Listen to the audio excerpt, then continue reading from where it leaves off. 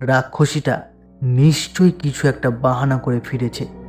তাকে বুঝতে দিলে হবে না যে তারা সবাই তার আসল রূপ জানে। সে সুতপাকে ধমক দিয়ে বলল, এই চুপ, চুপ করবো। এখন কাঁদার সময় নয়। আমাদের আমাদেরকে যে করেই হোক ওই রাক্ষসীকে শেষ করতে হবে। তুই চুপ করে উঠোনে বসে থাকবি, আমি পেছন থেকে এসে ওকে শেষ করব। এই চলো সবাই ওই ধানের গোড়ার পিছনে লুকিয়ে থাকি। রাক্ষসটা এলেই আমি ওকে শেষ করব।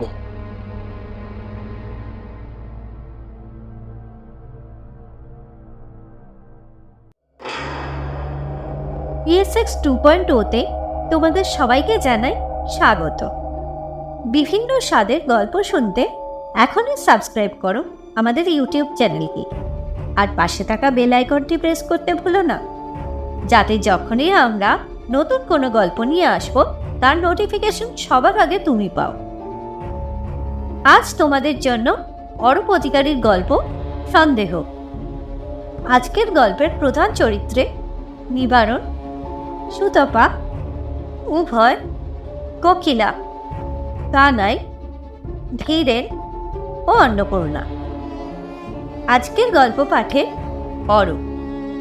অন্যান্য ভূমিকায় পূজা, বৃষ্টি, নীলেশ ও আমি শ্বেতা। পোস্টার নীলেশ। তাহলে শুরু হচ্ছে আমাদের আজকের নিবেদন সন্দেহ।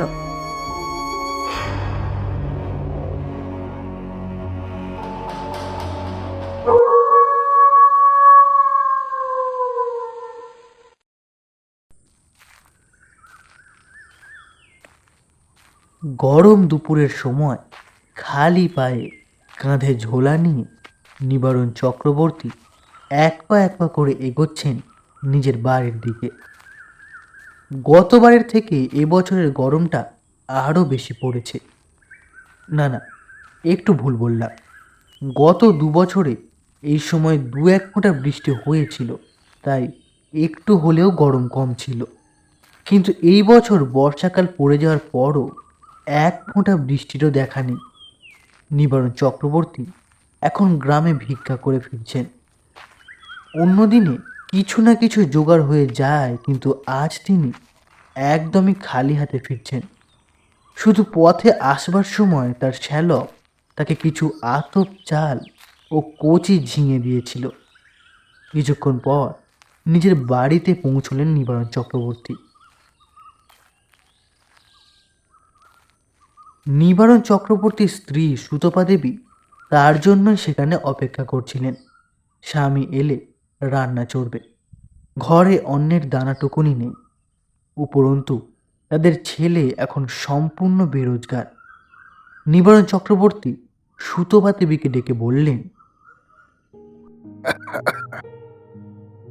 আর বলি বলতো বউ, চারিদিকে যা দেশে গাঁয়ের অবস্থা, কেউ দিতে চায় না। দেখলে কেমন সরে যায়, যেন ভূত দেখছে। তুই একবার ভেবে বল দেখি বউ, এতে আমাদের দোষটা কোথায়? তোমার কোনো দোষ নেই গা, যত দোষ আমাদের ভাগ, আমাদের কপালের, আমাদের অদৃষ্ট। গত 2 বছরের মতো এই বছরও খরা পড়লো, বর্ষাকাল চলে এলো, কিন্তু এক ফোঁটা বৃষ্টির দেখা নেই। আর বৃষ্টি না হলে চাষবাসই বা হবে কি করে? নিবারণ চক্রবর্তীর ছেলে কানাই সেখানেই বসেছিল। আসলে কানাইয়ের বিয়ের পর থেকে বৃষ্টি হওয়াটা গ্রামে একেবারেই কমে যায়। অদৃষ্টের কোপে বর্তমানে তাদের একবেলা এক পেটা খেয়ে থাকতে হচ্ছে। দুপুরবেলা সামান্য নুন ভাত এবং রাতে শুধু জল খেয়ে থাকতে হচ্ছে। কানাই প্রথম দিকে বাইরে গিয়ে কিছু রোজগার করার চেষ্টা করেছিল, কিন্তু কাজ না পাওয়ায় হতাশ হয়ে তাকে ফিরে আসতে হয়েছে।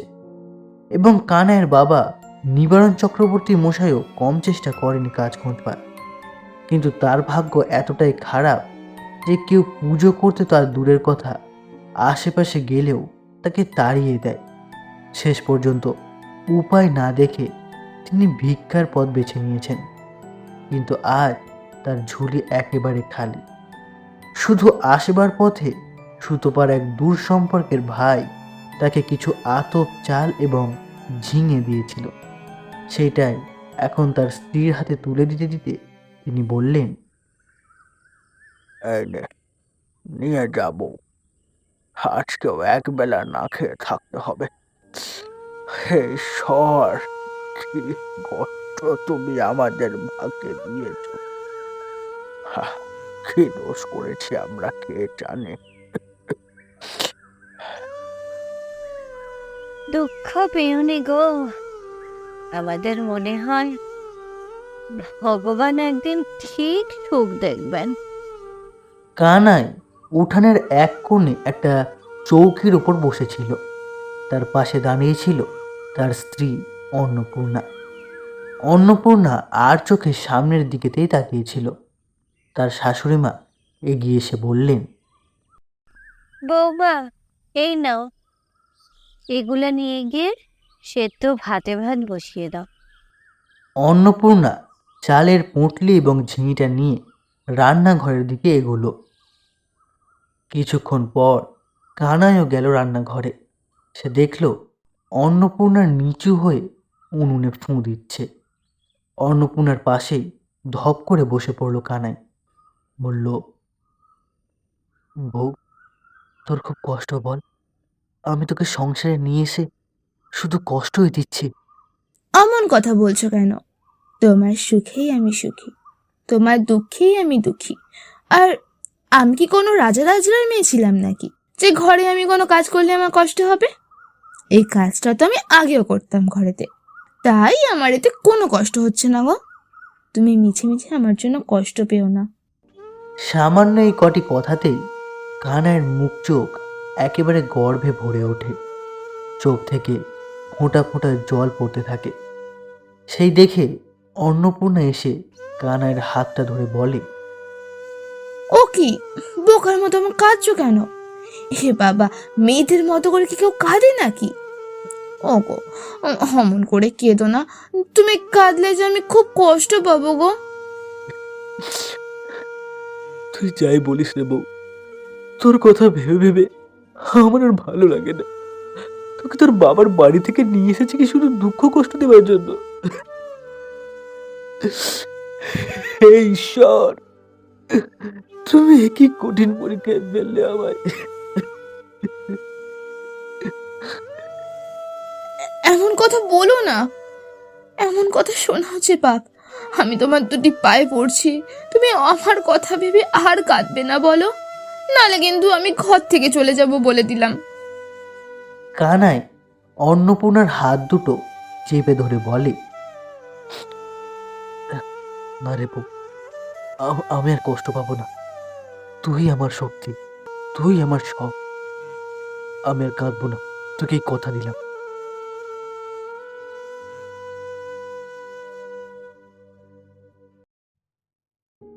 এখানে আমার কিছু বলার আছে। দেখুন, আমাদের এই প্রাচীন পৃথিবীতে এমন অনেক মানুষ আছেন যারা অলৌকিক শক্তির অধিকারী হয়। আর আমাদের এই গল্পে তাদের মধ্যে একজন অন্নপূর্ণা। এই ঘটনাটা প্রথম ঘটেছিল যখন সে ছোট ছিল।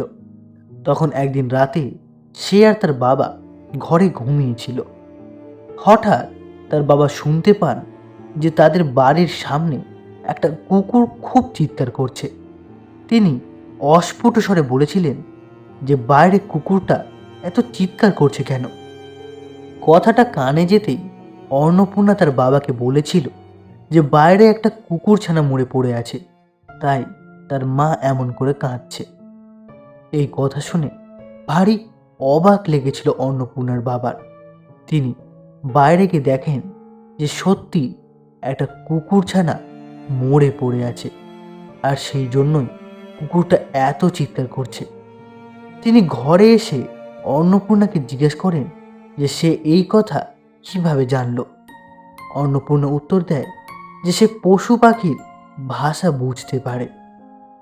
এই কথা জেনে তিনি ভারী আশ্চর্য হয়ে যান আর মেয়েকে বলেন যে সে যেন আর কাউকে ভুল করেও এই কথা না জানান।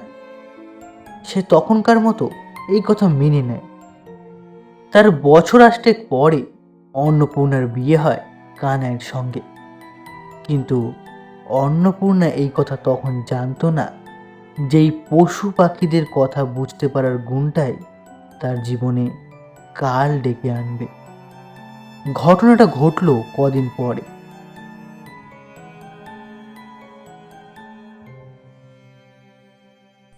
একদিন পড়ন্ত রোদের বিকেল বেলায় অন্নপূর্ণার শ্বশুর শ্রী নিবারণ চক্রবর্তী তার স্ত্রী সুতপা দেবীকে ডেকে বললেন, ওরে বউ, শুনছিস? এক বালতি ঠান্ডা জল আনার ব্যবস্থা কর তো। আজ গরমটা বড্ড বেশি। এখন স্নান না করলে হাহ, আহ, আর হচ্ছে না রে। যা, একটু এনে দেওয়ার ব্যবস্থা কর। সুতপা দেবী তার বৌমা অন্নপূর্ণাকে ডেকে বললেন, বৌমা, তোমার শ্বশুর মশাইয়ের জন্য 1 কলসি জল এনে দাও তোমার পাশের ঝিল থেকে। আমার মাথাটা আজ বড্ড ধরেছে মা, নাহলে আমিই যেতাম। ঠিক আছে মা, আমি এখনই এনে দিচ্ছি।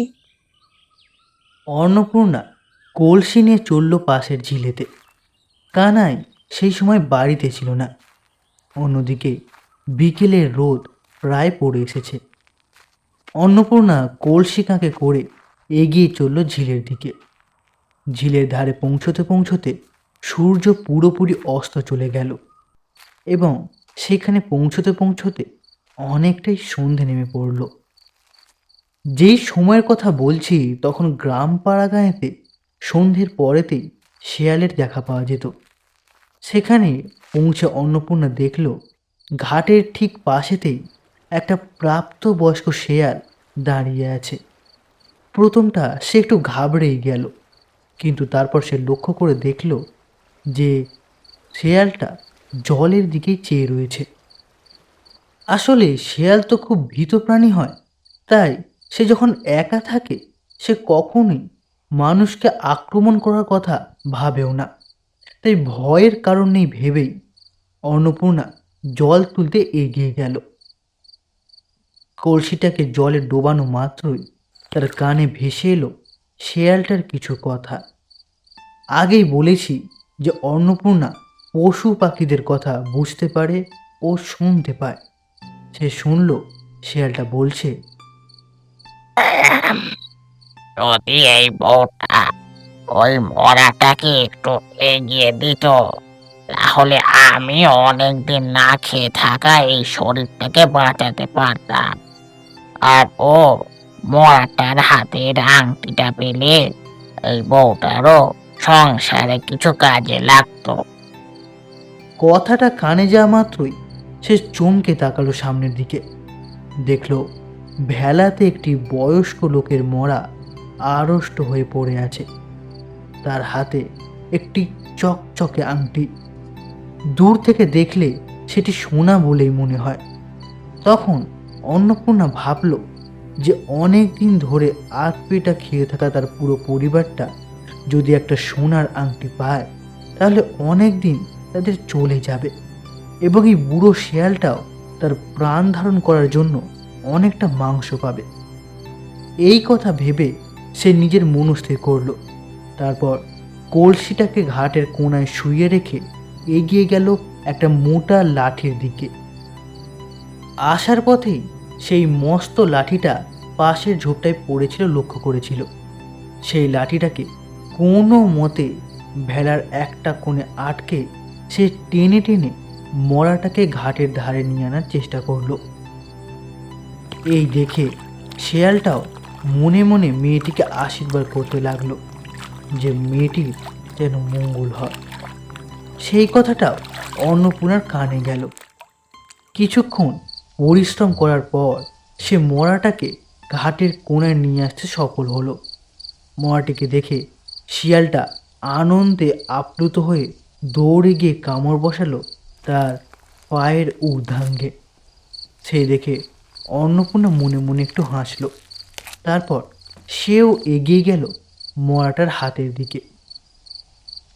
প্রকৃতির আশ্চর্য নিয়মে মৃত্যুর পর মরাটার দেহ অনেকটাই ফুলে যায়, সুতরাং এখানেও তার অমান্য হয়নি।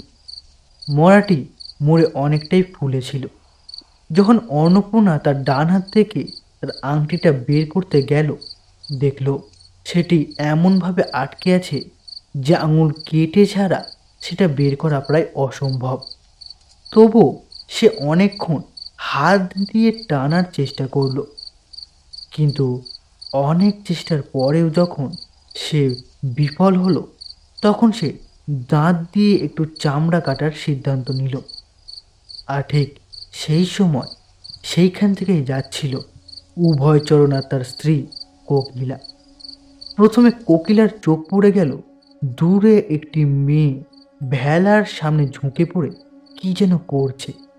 সে তার স্বামী উভয়চরণকে বলল, ওগো, ওই দেখো, ওখানে কে যেন ঝুঁকে পড়ে কি করছে।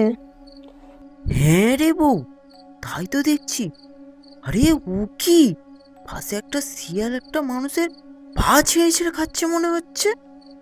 তারা দুজনেই সমৃদ্ধ চোখে সেদিকে তাকিয়ে রইল। এইবার উভয়চরণের বউ বলে উঠল, ওগো, ওই পর্ণের শাড়িটা আমার খুব চেনা মনে হচ্ছে, চলো না একটু গিয়ে দেখি। উভয় তার কথায় সাড়া দিল। তারপর দুজনে এক পা এক পা করে এগিয়ে গেল সেই দিকে। কিছুক্ষণ পর যখন তারা একটু পাশে গেল, তখন তারা দেখল ওটা নিবারণ চক্রবর্তীর বৌমা অন্নপূর্ণা। তারা দুজনেই ভয়ে একে অন্যের মুখের দিকে তাকালো। তারা এক ভয়ঙ্কর দৃশ্যের সম্মুখীন হয়েছে। তারা দেখছে যে একটি মড়াকে ছিঁড়ে ছিঁড়ে খাচ্ছে একটি শেয়াল, আর নিতাইয়ের বউ সেই মড়াটার আঙুল চিবিয়ে খাচ্ছে। তারা ভয়ে এক পা এক পা করে পিছু হাঁটল। তারপর অন্নপূর্ণার কাছ থেকে সরে এসে তারা ছুট লাগালো নিবারণ চক্রবর্তীর বাড়ির উদ্দেশ্যে।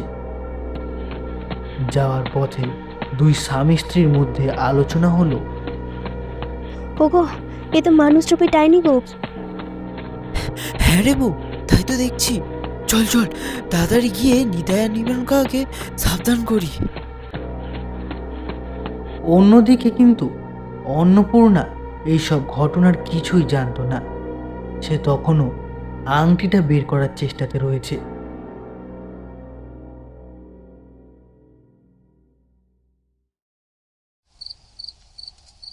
নিতাই সবে বাড়ি ফিরে এসেছে।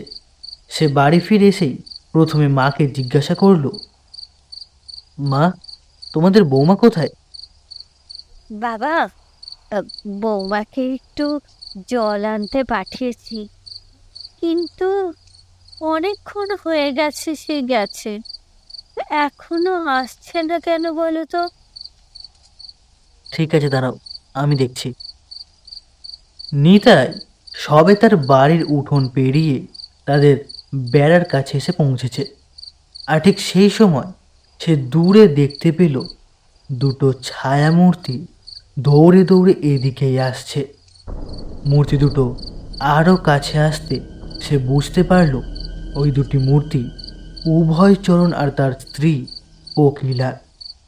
উভয়চরণ এসে নিতাইকে দেখে বলল, ভাই ভাই, সর্বনাশ হয়ে গেছে ভাই। তোর স্ত্রী একটা রাক্ষসী ভাই, একটা রাক্ষসী। আমি নিজের চোখে দেখে এসেছি এক্ষুনি। নিতাই এই কথা শুনে চোখ কুঁচকে বলল, আরে কী সব আবল তাবল বকছিস তোরা? এ আবার হয় নাকি? না না, তোদের মাথা ঠিক আছে তো? এইবার কাকলি বলে উঠল, আমরা সত্যি বলছি ঠাকুরপো, আমরা নিজের চোখে দেখে এসেছি। তোমার বউ একটা মরা আর কামড়ে কামড়ে খাচ্ছে। বিশ্বাস নয় আমাদের সঙ্গে চলো, আমরা তোমায় দেখিয়ে দিচ্ছি। ও ও এখনো বসে আছে ঝিলের পাশে। এই আশ্চর্য কথা শুনে স্বাভাবিকভাবেই ভয় পেয়ে গেল নিতাইয়ের বাবা মারা। উভয়চরণ ও কাকলির উদ্দেশ্যে নিবারণ বলে উঠলেন, সত্যি মিথ্যা যেকালে যাচাই করা যাবে, তাহলে চল, আমরা যাচ্ছি। দেখবো কিরকম তোরা ঠিক কথা বলছিস। আমার বৌমা যদি ভুল হয়, তাহলে তাকে আমি এখনই বাড়ি ছাড়া করব। আর যদি তোরা ভুল হোস, তাহলে শুনে রাখ, আমি কিন্তু ব্রাহ্মণ। আমার সাপেতেই দেখবি তোদের এই ভুল খবর দেওয়ার কি ফল হয়। জেঠু, আমরা এক ফোঁটাও বানিয়ে বলছি না। আমরা কেনই বা তোমার বৌমার নামে বানিয়ে বলতে যাব? চলো, নিজের চোখেই দেখবে, চলো, তবেই তুমি বিশ্বাস করবে। মনে সংশয় ও উত্তেজনা নিয়ে 5 জন এগিয়ে চলল সেইখানে।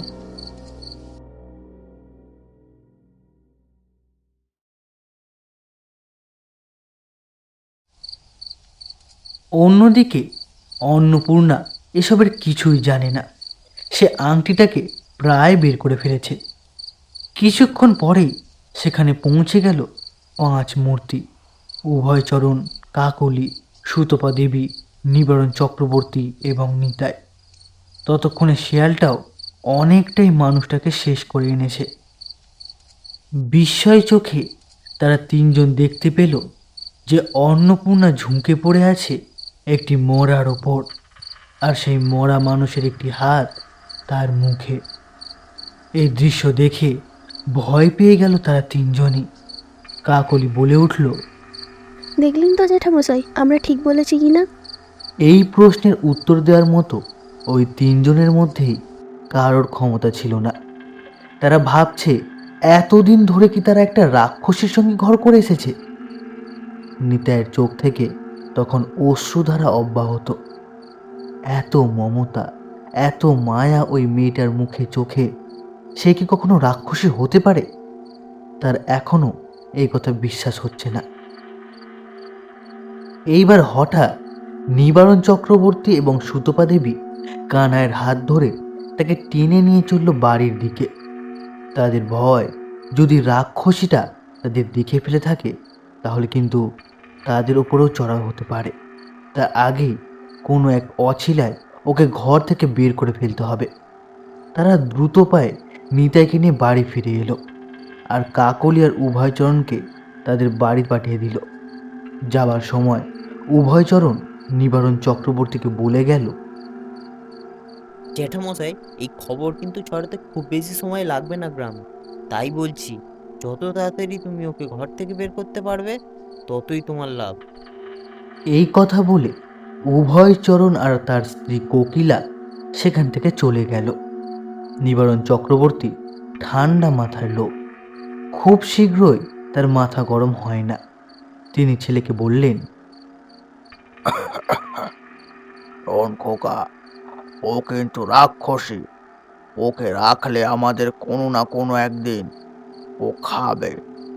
ও এতদিন কোনো না কোনোভাবে নিজের খিদে মিটিয়ে এসেছে, আর চোখের সামনে মানুষ দেখে আর লোভ সামলাতে পারেনি, তাই সবার সামনেই তাকে খেতে শুরু করেছে। তুই কোনো একটা অছিলায় ওকে জঙ্গলে নিয়ে গিয়ে দা দিয়ে মেরে ফেল, কিন্তু মনে রাখবি, মার আগে পর্যন্ত যেন টেরটা না পায়, তাহলে কিন্তু তোকেও মেরে ফেলবে। আর তুই ছাড়া আমরা বাঁচতে পারবো না। খুব সাবধান খোকা। কথাটা বলে ফেলেই তার চোখ থেকে কিছুটা জল গড়িয়ে পড়ল। কানাইয়ের মা তখন কেঁদে চলেছেন, আর কানাইও নিজেকে কোনো মতে বিশ্বাস করাতে পারছিল না যে তার স্ত্রী অন্নপূর্ণা একজন রাক্ষসী। এই দেখে তার বাবা নিবারণ চক্রবর্তী তাকে বললেন, দেখ খোকা, তোকে শক্ত হতেই হবে, না হলে ও রাক্ষসী কোনো না কোনো দিন আমাদের সঙ্গে পুরো গ্রামকে হত্যা করবে। চোখের জল মুছে কানাই নিজেকে শক্ত করল। সে স্থির করে নিল যে তাকে কি করতে হবে। অন্যদিকে অনেক চেষ্টার পর অন্নপূর্ণা মরাটার হাত থেকে আংটিটা খুলতে সফল হয়েছে। অনেক টানা হিঁচড়া, তারপর মুখ দিয়ে মাংস কেটে সে আংটিটা বের করে এনেছে। সে চেয়ে দেখল শেয়ালটা তখন মানুষটার পুরো পায়ের দিকটা খেয়ে সাফ করে ফেলেছে। আংটিটা নিজের কুঁচড়ে বেঁধে এক কলসি জল তুলে বাড়ির দিকে চলল। কিন্তু সে জানে না যে বাড়িতে তার জন্য কি অপেক্ষা করে রয়েছে।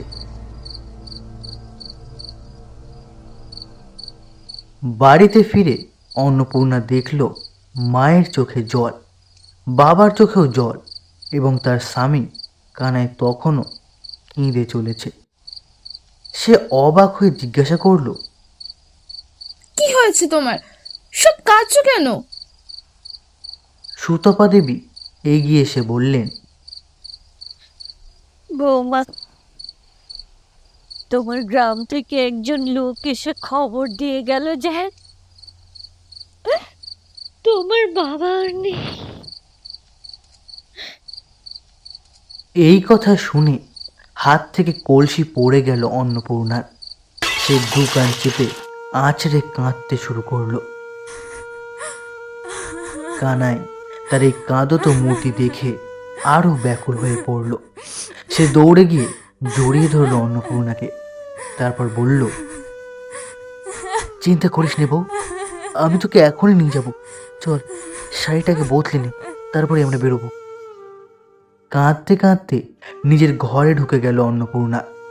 তখনই সুতপা দেবী কানের কাছে এসে বলল, খোকা, যতই হোক ও কিন্তু এও স্ত্রী, তাই মারবার আগে এই সিঁদুরটা ওর মাথায় দিয়ে দিস।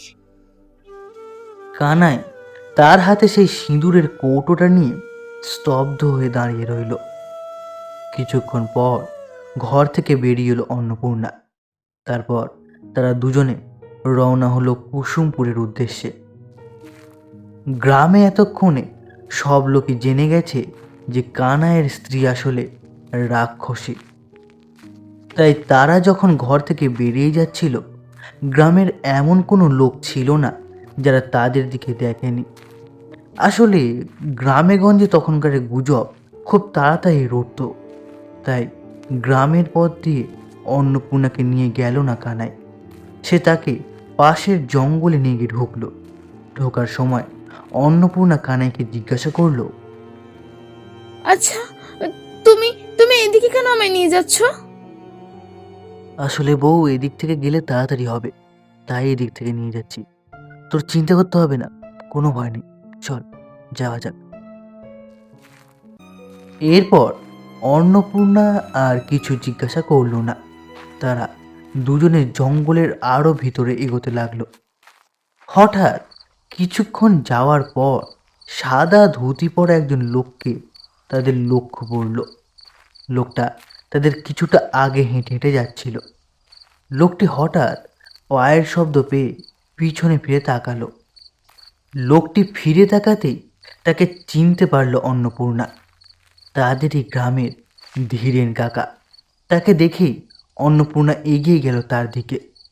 কান্না ভেজা গলায় তাকে জিজ্ঞাসা করলো, কাকা, কাকা, তুমি জানো আমার বাবা নাকি আজ মারা গিয়েছে?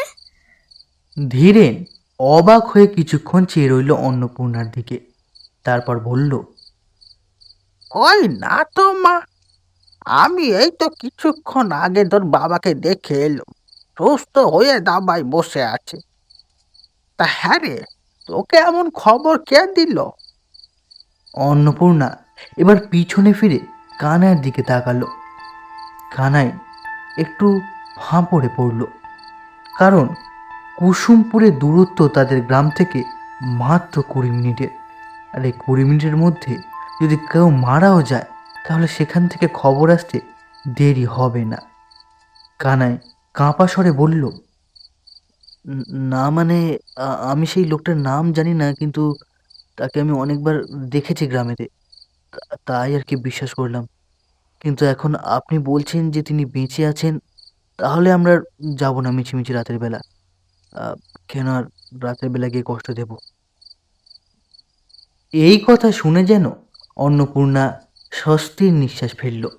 সে ধীরেন কাকাকে বলল, কাকা, যা ভুল বোঝার বোঝা হয়ে গিয়েছে, কিন্তু এখন যখন জেনেছি যে বাবা ঠিক আছে, তাহলে আমরা আর যাব না।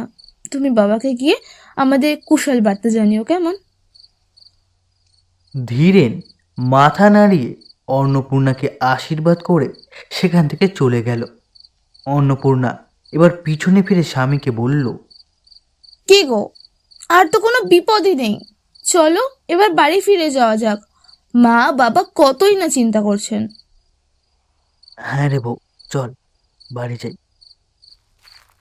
পিছনে ফিরে তারা আবার বাড়ির পথ ধরল। কিছুটা যাওয়ার পর একটা পুকুর ধারে পৌঁছতে হঠাৎ কানাই অন্নপূর্ণাকে বলল, এই রে বউ, আমার একটা কাজ মনে পড়েছে, তুই এই পুকুর ধারে বস, আমি এক্ষুনি আসছি। এই জঙ্গলের মধ্যে এত রাতে তোমার আবার কি কাজ পড়ে গেল? আরে ওই একটু আগে এসেছিলাম না এই জঙ্গলেতেই, তা ওখানে আমি কটা কাঠ কেটে রেখে এসেছিলাম, তা এই রাতে এলামি যখন, তাহলে সেটা নিয়ে আসি, তুই একটু অপেক্ষা করবো, আমি এক্ষুনি আসছি। কানাই জঙ্গলের দিকে ফিরে চলল। অন্নপূর্ণা সেখানেতেই একটা তেঁতুল গাছের গোড়ায় বসে পড়ল। এই দীর্ঘ চিন্তার পর তার মাথাটা এখন একটু ঝিমঝিম করছে, তাই সে মাথা এলিয়ে দিল তেঁতুল গাছটার গোড়াতে। হঠাৎ কিছুক্ষণ পরে তার কানে কাদের যেন কথোপকথন ভেসে এলো। তখনই সে একটু ভয় পেয়ে গেল। এই সন্ধ্যাবেলায় আশেপাশে কে কথা বলে, সে কাউকেই তো দেখতে পাচ্ছে না। তখনই তার চোখ গেল সামনে পুকুরটার দিকে। পুকুরটায় দুটো ছোট ছোট মাছ নিজেদের মধ্যে কথোপকথন করছে। একটি মাছ অপরটিকে বলছে,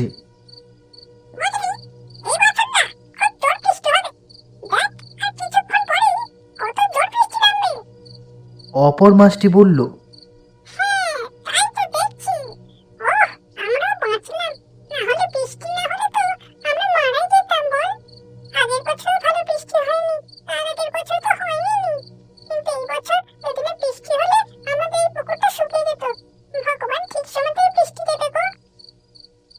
এই কথাগুলো শুনে অন্নপূর্ণার চোখ মুখ হাসিতে ভরে উঠল। সে তখন আনন্দে উঠে দাঁড়ালো। অন্নপূর্ণার চোখ মুখ এখন হাসিতে ভরে গেছে। সে তার স্বামীকে বলবে কথাটা, তার স্বামী গেল কোথায়? আসলে আমরা সবাই জানি যে ঝড় এবং বৃষ্টির পূর্বাভাস আগে থাকতেই পশু পাখিরা পেয়ে যায়, আর মাছেরা তো জলের জন্যই বেঁচে থাকে। তাই তারা বুঝতে পেরেছে আজই কোনো এক সময় খুব বৃষ্টি হবে। অন্যদিকে কানাই তার চোখের জল নিয়ে দাঁড়িয়েছিল জঙ্গলের মধ্যখানের একটা ফাঁকা জায়গায়। সে বলছে, আমি কি করে মারব ওকে?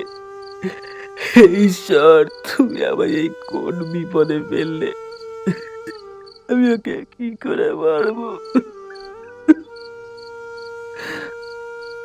কানাইয়ের হাতে থাকা সিঁদুর তার চোখের জলে ভিজে গেল।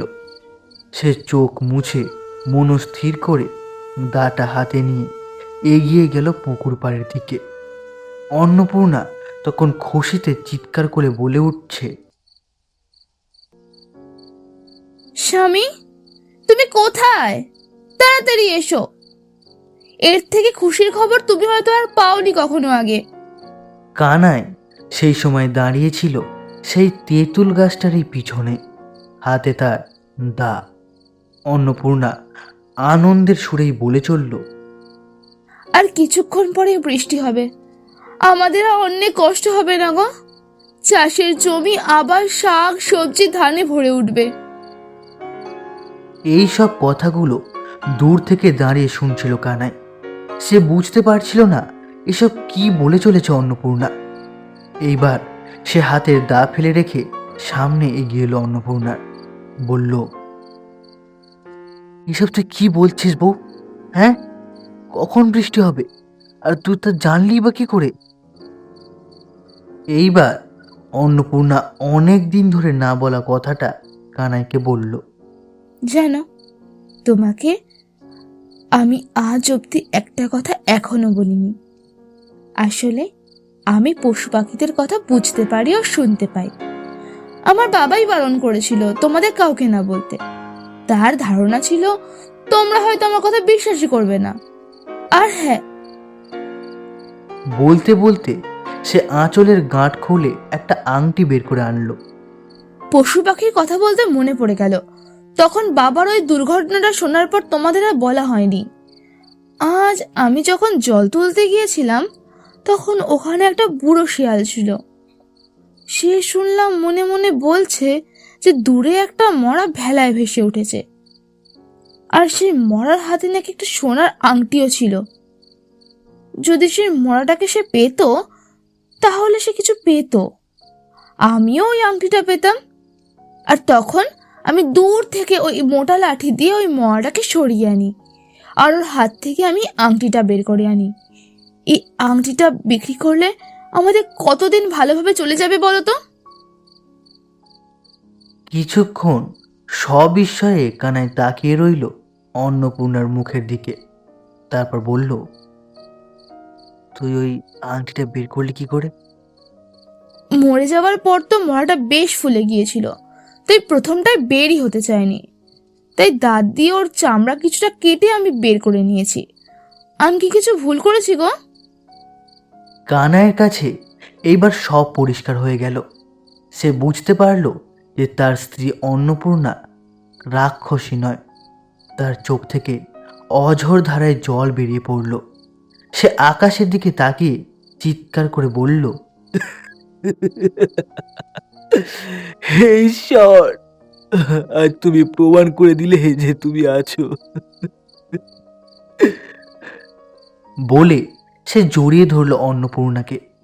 তার মুখে বারবার হাত বোলাতে লাগলো, আর সেই হাতে বোলানোর ফলেই হাতে থাকা ভিজে সিঁদুরটা তার মুখে এবং শাড়িতে লেগে যেতে থাকলো। অন্নপূর্ণা কিছুই বুঝতে পারছে না। সে অবাক দৃষ্টিতে স্বামীর মুখের দিকে চেয়ে রইল। তারপর অন্নপূর্ণাকে কানায় ছেড়ে দিল। চল বউ, বাড়ির দিকে যাই এবার। কিন্তু তোমার কাঠ? সেটা অন্য কেউ চুরি করে নিয়ে পালিয়েছে, আর পাওয়া যাবে না। চল বাড়ি চল। কানাই আর অন্নপূর্ণা এবার বাড়ির দিকে পা বাড়ালো। তারপর পাড়ার সামনে গিয়ে কানাই অন্নপূর্ণাকে বলল, বউ, তুই বাড়ির দিকে যা, আমি আংটিটা সোনার কাকাকে বেচে এক্ষুনি আসছি। বলে কানাই পাড়ার উল্টো পথে চলল। অন্নপূর্ণাও আর কথা না বাড়িয়ে একাই ফিরে চলল পাড়ার দিকে। আর পাড়ায় ঢোকা মাত্র তাকে দেখে প্রথমে পাড়ার ময়রা নিধিরাম চমকে উঠল। ভয়ার্ত চোখে সে দেখল অন্নপূর্ণার মুখে এবং শাড়ির অন্যান্য জায়গায় লাল লাল ছোপ ছোপ দাগ। দূর থেকে দেখে সেটা রক্ত বলেই মনে হয়। সে হঠাৎই পিছন ফিরে দৌড় লাগায়, কিন্তু অন্নপূর্ণা বুঝতে পারে না তাকে দেখে হঠাৎ সেই নিধিরাম দৌড়তে কেন লাগলো। দৌড়তে দৌড়তে নিধিরাম সারা গ্রামকে জানিয়ে এলো যে অন্নপূর্ণা রাক্ষসী কানাইকে খুন করে ফিরে এসেছে গ্রামেতে। এবং এই খবর নিবারণের বাড়িতে পৌঁছানো মাত্রই তারা দু মানুষেই কাঁদতে শুরু করলো। কিন্তু এখন ঠান্ডা মাথায় কাজ সারতে হবে। রাক্ষসীটা নিশ্চয়ই কিছু একটা বাহানা করে ফিরেছে। তাকে বুঝতে দিলে হবে না যে তারা সবাই তার আসল রূপ জানে। সে সুতপাকে ধমক দিয়ে বলল, এই চুপ, চুপ করবো। এখন কাঁদার সময় নয়। আমাদেরকে যে করেই হোক ওই রাক্ষসীকে শেষ করতে হবে। তুই চুপ করে উঠোনে বসে থাকবি, আমি পেছন থেকে এসে ওকে শেষ করব। এই চলো সবাই ওই ধানের গোড়ার পিছনে লুকিয়ে থাকি। রাক্ষসটা এলেই আমি ওকে শেষ করব। এই পরামর্শ করে নিবারণ আর তার সঙ্গে থাকা গ্রামবাসী ধানের গোলার পিছনে লুকোতে গেল।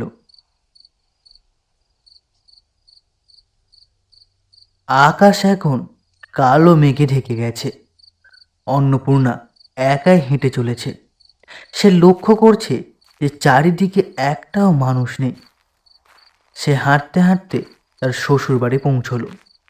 হঠাৎই জোলো হাওয়ায় তার মাথার ঘোমটাটা গেল সরে, মাথার খোঁপাটাও খুলে গেল। সুতপা দেবীর চোখ বড় বড় হয়ে গেল। তিনি দেখলেন অন্নপূর্ণার মুখে এবং শাড়ির অন্যান্য জায়গায় লাল লাল রক্তের মতো কি যেন লেগে রয়েছে। কিন্তু অন্নপূর্ণা অবাক হয়ে দেখছে তার শাশুড়ি যেন একটা পাথরের মূর্তির মতো বসে রয়েছে, কোনো নরণচরণ নেই তার। সে পাশে গিয়ে বলল, মা, কি হয়েছে তোমার? ঠিক সেই মুহূর্তেই তার পিছনে কয়েকটা পায়ের শব্দ শোনা গেল। কে বা কারা যেন তার পিছনে দৌড়ে আসছে। সে পিছনে ফিরে তাকানো মাত্রই গলায় এসে পড়ল একটা ভারী দা। কোনো শব্দ না করতে পেরে অন্নপূর্ণার দেহটা পড়ে গেল মাটিতে। তার গলা থেকে তখন ফিনকি দিয়ে রক্ত বের হচ্ছে। মুখ দিয়ে তার কোনো কথা বের হচ্ছে না বটে, কিন্তু তার শরীরটা কোনো এক মাছের মতো আছাড়ি পিছাড়ি খাচ্ছে। কয়েক মুহূর্ত পর সে একেবারে থেমে গেল। অন্নপূর্ণার দেহটা এখন নিথর হয়ে গেছে। নিবারণ বলল, এই চলো সবাই, এখান থেকে কিছু কাঠ বের করে এই রাক্ষসটাকে জ্বালিয়ে দিই। সব গ্রামবাসী একসঙ্গে সঙ্গ দিয়ে অন্নপূর্ণার দেহটাকে টেনে নিয়ে গিয়ে ফেলল মাঠের মধ্যিখানে। তারপর সেখানে চিতা সাজিয়ে ওপরে খড় বিছিয়ে জ্বালিয়ে দিল অন্নপূর্ণার দেহটা। সেখানে থাকা সব গ্রামবাসী যেন এবার স্বস্তির নিঃশ্বাস ফেলল।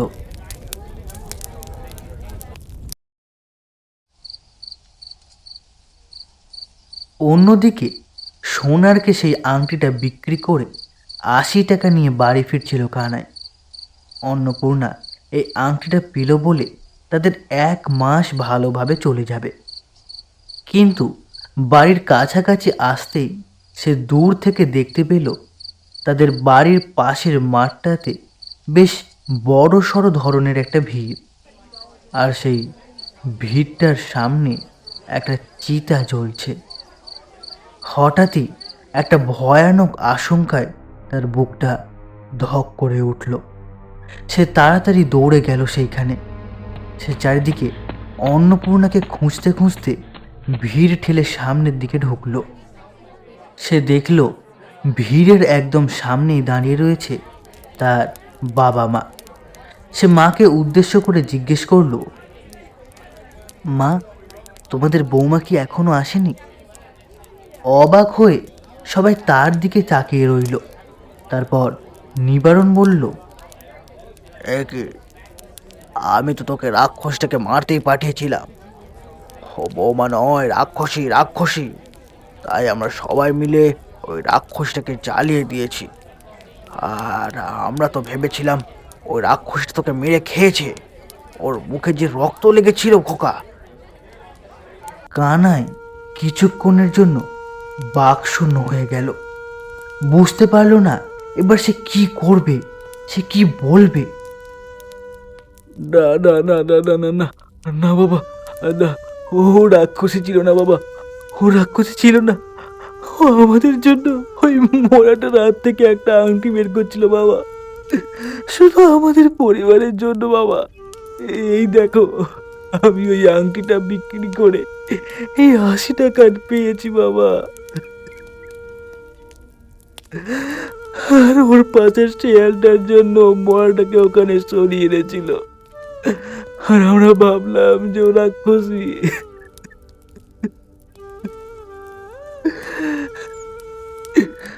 ও পশু পাখিদের কথা শুনতে পেত বাবা, বুঝতে পারতো।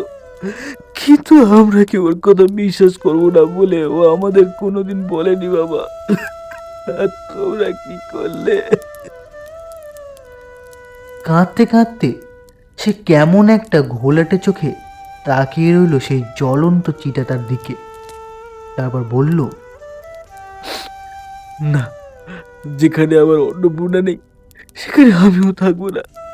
অন্নপূর্ণা, আমি আসছি, অন্নপূর্ণা, আমি আসছি। বলেই সে এক ছুটে জ্বলন্ত চিতার উপরে গিয়ে উঠল। তার মুখ থেকে কিন্তু কোনো আওয়াজ বেরোলো না। এই দৃশ্য দেখে সেখানে উপস্থিত সবাই একেবারে থ হয়ে গিয়েছিল। এইবার হঠাৎই কানাইয়ের মা কাঁদতে কাঁদতে বলে উঠল, খোকা, তোকে ছাড়া আমি কি করে বাঁচবো বল? চোখের ভুলের জন্য আমাদের তুই এত বড় শাস্তি দিলি।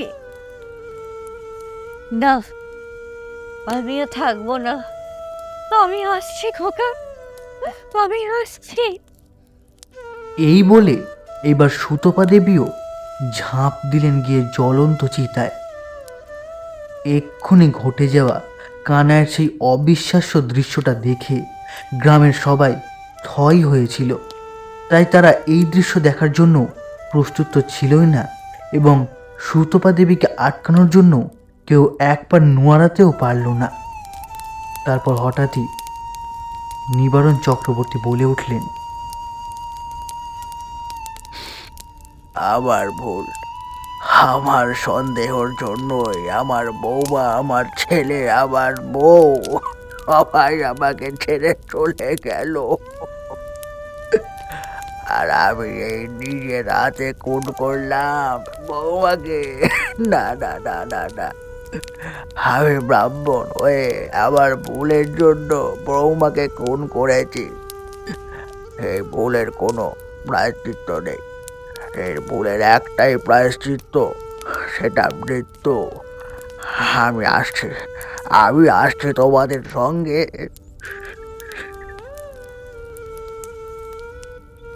নিবারণ চক্রবর্তী মশাইকে আটকানোর জন্য কয়েকজন গ্রামবাসী ছুটে গিয়েছিল, কিন্তু তাকে আটকাতে সফল হলো না। নিবারণ চক্রবর্তী এক ঝাঁপ দিলেন চিতার ওপরে। তারপর সেখানে মজুদ সব গ্রামবাসী অবাক হয়ে দাঁড়িয়ে দেখল সেই দৃশ্য, যে একটা পরিবার কী করে একটা মাত্র সন্দেহের ফলে, একটা কুসংস্কারের ফলে একইভাবে একই চিতায় পড়তে পারে। সেখানে পাথরের মূর্তি হয়ে থাকা লোকগুলো কিছুক্ষণ পরেই দেখল আকাশে ঘন ঘন বজ্রপাত হচ্ছে। তারা বুঝতে পারল যে এই 4 জনের মৃত্যুর পরেই আমাদের গ্রামে বৃষ্টি নামবে। গ্রামের লোকেরা সবসময় কুসংস্কারী, তাই তারা সবাই নিজেকে এই বলেই বোধ দিল যে 4 জনই হয়তো গ্রামের জন্য শনি ছিল।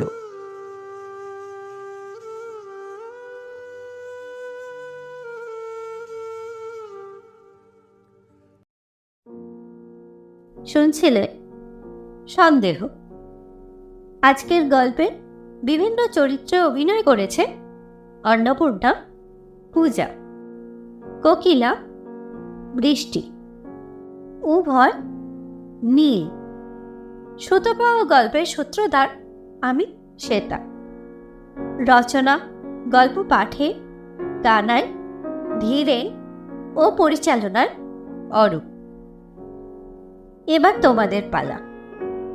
গল্পটি যদি তোমাদের ভালো লেগে থাকে তাহলে লাইক করো, কমেন্ট করো এবং নিজেদের বন্ধুদের সঙ্গে শেয়ার করো। আর অতি অবশ্যই সাবস্ক্রাইব করতে ভুলো না আমাদের চ্যানেল BSX 2.0-কে। তাহলে এখনকার মতো বিদায়। ফিরছি খুব শিগগির নতুন কোনো গল্প নিয়ে। ততক্ষণের জন্য শুনতে থাকো, সঙ্গে রেখো BSX 2.0। বিদায়, শুভরাত্রি।